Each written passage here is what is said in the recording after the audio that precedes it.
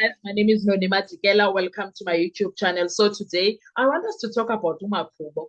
You will remember that this week we also heard that Kubo, when it comes to the Senzo Meyiwa case, is one of those people who rejected the story of Constable Zungu when he was called in the office by General Lishebane. So General Lishebane does tell us a story about an incident that we were also asking a lot of questions about because we had clips or we had drips and drabs of it from Constable Zungu when he was on the stand. Now, the general is the one person that is on the stand now, and he's giving us full disclosure of what exactly happened in that meeting. He tells us he's the one, as General Lishebane, who called the meeting between Makubo, himself as General Lishebane, General Sibiya, Shadrack Sibiya, and he also gives reasons as to why he was doing that. And also invited Zungu, the constable, into the mix. One, he says, I invited General Sibiya, Shadrack Sibiya, because he was no longer a police officer. He was working for Johannesburg Metropolis now. And so he wanted him to come as a former police and someone that he at the time trusted. I don't know now if he still trusts him, but at the time he trusted him. So he wanted to come so that he can listen to this young man, the story that he is telling. And he wanted generally to be a neutral person in that situation and use his expertise as a former police officer and a former investigator.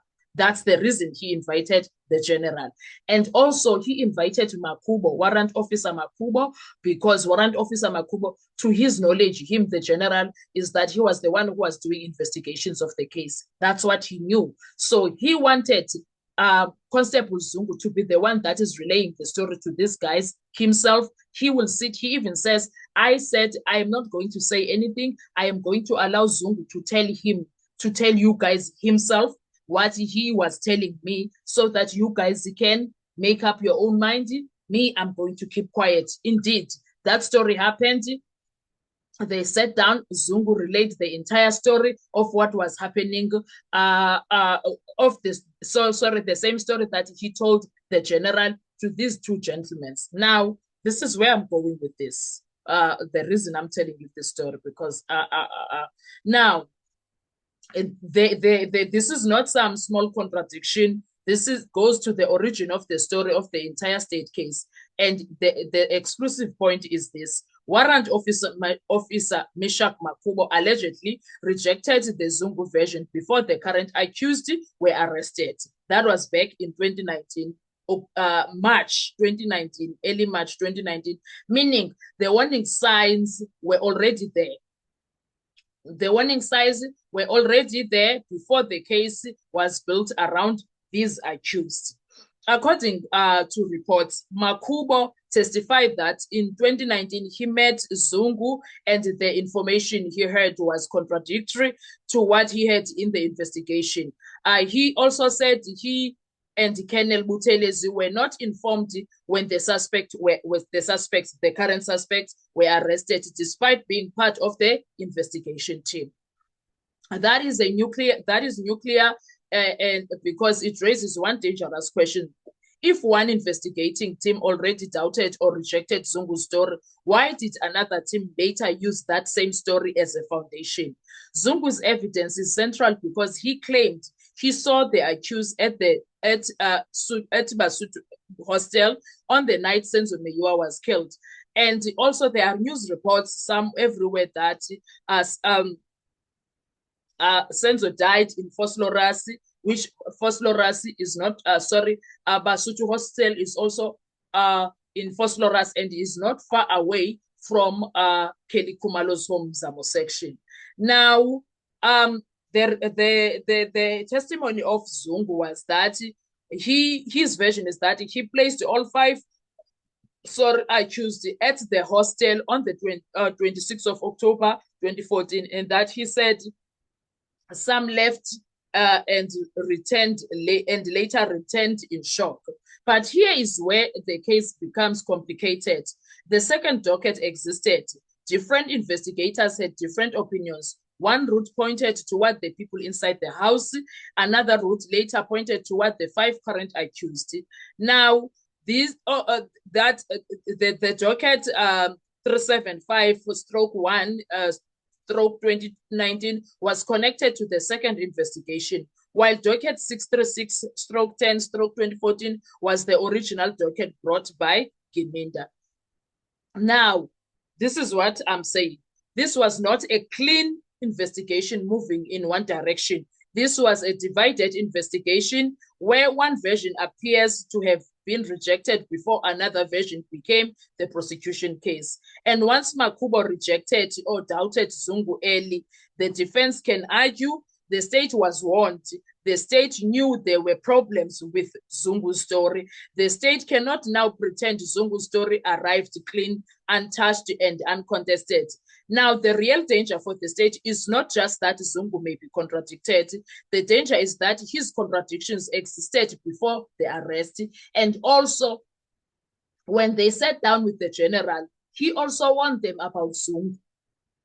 He also warned them about Zungu. That means the defense can say the case was not discovered through evidence. It was selected through a version, and the version was already disputed before the accused were locked into the story.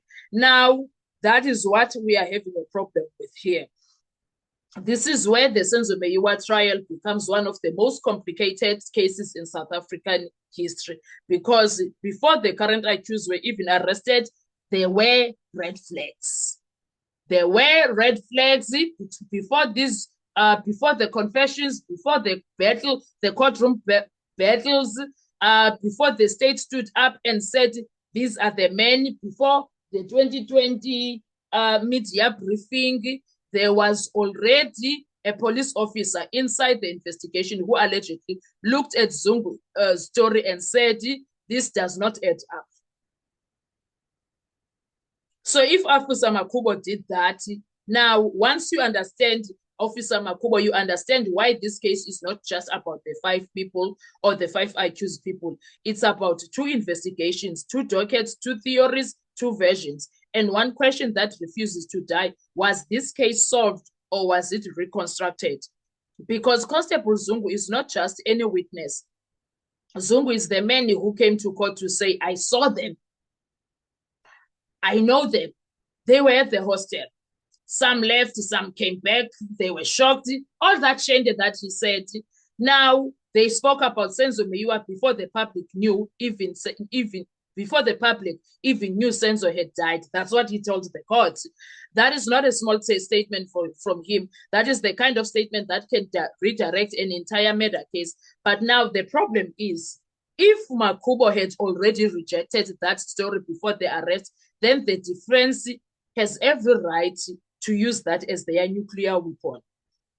Because they can just tell, oh my Lord, this was not new information.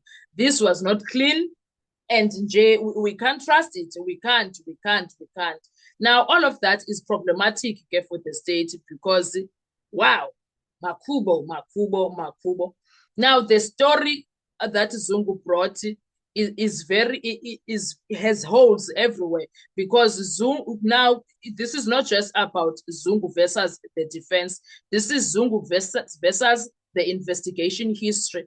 This is Zungu versus the second docket. This is Zungu versus Makhubo. This is Zungu versus the timeline. And if the timeline shows that his story was rejected before the arrest, then the defense does not even need to destroy the whole state case.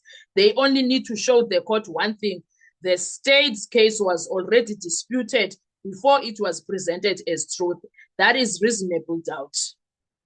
That is investigative collapse. That is a nuclear point that the defense must also hang on to like nobody's business. I don't know about you, but I say the defense has to do whatever it needs to do when it comes to this case, because Sana thinks this case, Anyway, what are your thoughts when it comes to this? Let's talk in the comment section. I want to hear your views. Thank you so much. I will see you on our next video. Bye-bye.